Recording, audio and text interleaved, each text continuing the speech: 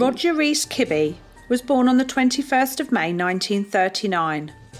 Although not a lot has been reported about Kibbe's childhood, what is known is that he had a brother and his mother was the only present parent as he was a child. Kibbe had a stutter which he was ridiculed for by his mother and the children in school. His mother went on further to beat him and carry out a lot of terrible punishment which Kibbe suffered as a young boy. While Kibbe's brother grew up with the same childhood, he managed to hold down a respectable job as a local law enforcement officer, while Kibbe took a more sinister route for his life. As a young teenager, Kibbe was arrested for theft. This was no ordinary theft from property to get money. This was theft of an item of women's clothing from a washing line. And it wasn't just one isolated incident. There were many thefts from washing lines of certain clothing. The items of clothing included underwear, swimming suits and stockings, all of which he cut up and kept. Kibbe got in trouble for misdemeanours along the way. As an adult, he was arrested and jailed twice. The trouble he got into usually involved women. All the time he was doing this, he was married to a lady named Harriet. And to those on the outside, they seemed to be a good family unit. But it was said that Kibbe was in fact a henpecked husband. His wife was very overbearing and controlling, and she reminded him of his mother. After his release from a short time in prison for the earlier trouble he had been in, a spate of murders began happening. These murders were all of women, and the police assigned them to a newly named serial killer by the name of the I-5 Strangler, due to the fact that the murders mostly happened along the North Carolina part of the well-known Interstate 5 route. In 1977, a young lady by the name of Lou Burley went to attend an interview for a job. The job was posted locally in a window of a shop. She found the place where she was told to meet the person holding the interview, but found a van and the man who had posted the job advert. Asking why he wasn't in an office, he explained to her that his office was currently unusable due to construction works, so had to perform his work on the road. The man explained himself well and seemed trusty, so she got into the van, although reluctantly, but sadly this was the last time Lou was seen. Kibbe drove Lou to Napa County, near Lake Berryessa, where he strangled her. All of his victims were taken for his sexual gratification. After he had killed her, he callously dumped her body along the riverbed, waiting for nature to remove her body and take her downstream to stop the location of her murder being unveiled, as well as get rid of any vital DNA that could have been left on her body. Although DNA was a new science at this time. She was reported missing and a police search began, and many men were questioned in connection with Lou's disappearance, including Kibbe. But due to the fact that a body was never found, unfortunately that was also the case for the killer. Kibbe was sated for now. This apparent breaking killing lasted for around 10 years, although this will be contested by many who study the psychology of serial killers. In 1986, Laura Hedick, who was aged just 21 and was a prostitute who picked up men for money to feed her drug habit. On the 21st of April 1986, she got into a car of a man said to be in his 50s, and she was not seen again until her body was discovered later in September of the same year.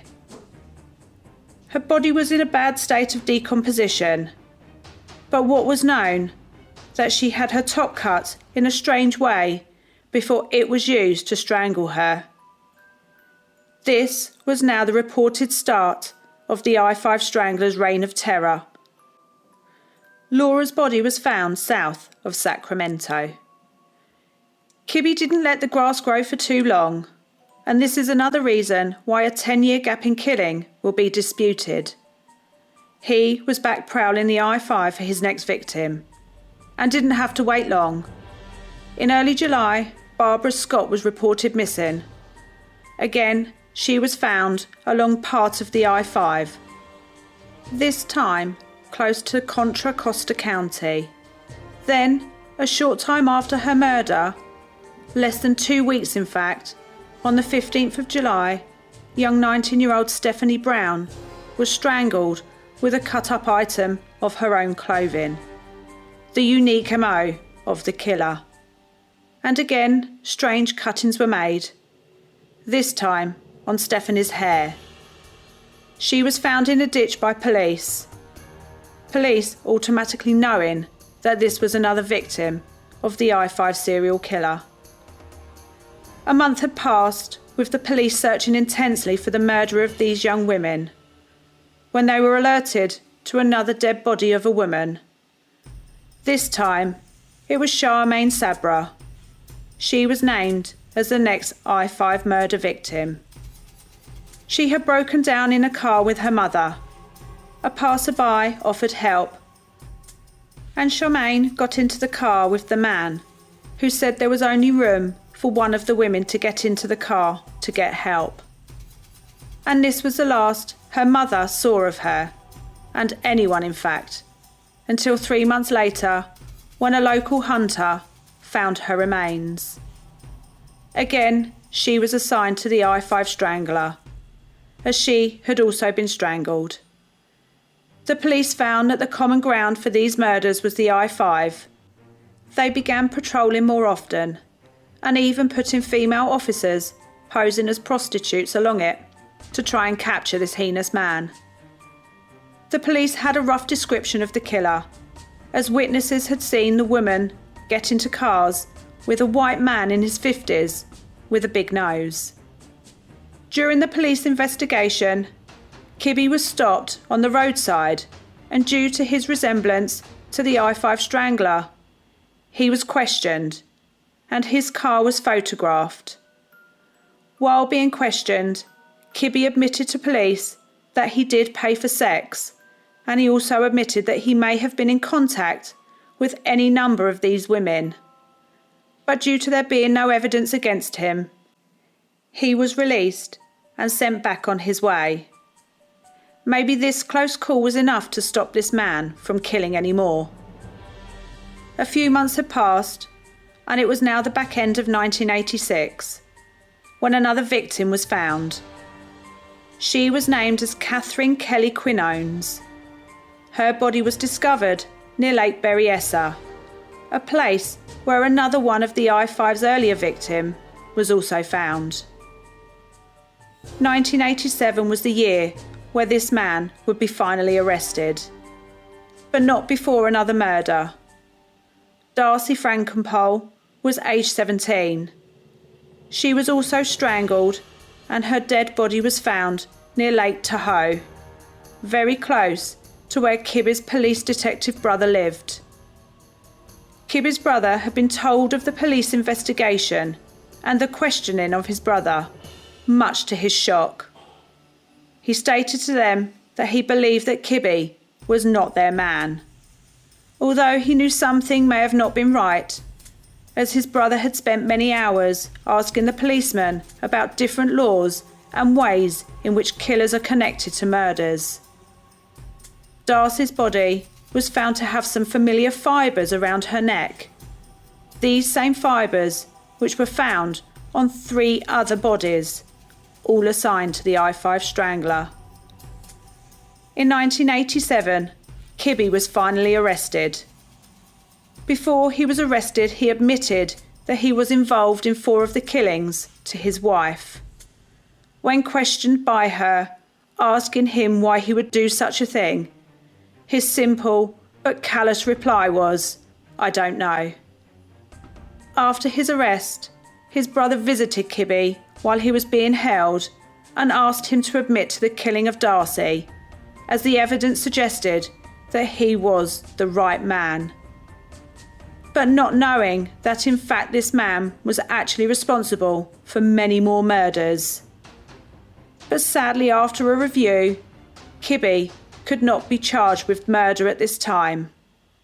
Not enough evidence to take it over the threshold for a charge, and so they could not convict. But while he was being held for the murder of Darcy, another lady had come forward to say that she had been assaulted by a familiar man. Thinking that this was a lucky escape from the I-5 Strangler, she identified Kibbe as her attacker. So he was instead charged with the assault of Deborah Guffey and sentenced to 8 months in prison. While he was off the streets, police could mount their case. They knew they had their serial killer. They knew that eventually they would be able to charge Kibbe with first-degree murder. After a search of their family home and car, skydiving ropes were found. These were identified by his wife that they were Kibbe's and that skydiving was a pastime he enjoyed. These ropes were taken for forensic testing and were said to be a match to the ligature used in Darcy's murder. Kibbe was now to be charged with the only rock-solid case the police had. Although they were certain Kibbe was the I-5 Strangler, they did not have the evidence to put all the murders to him.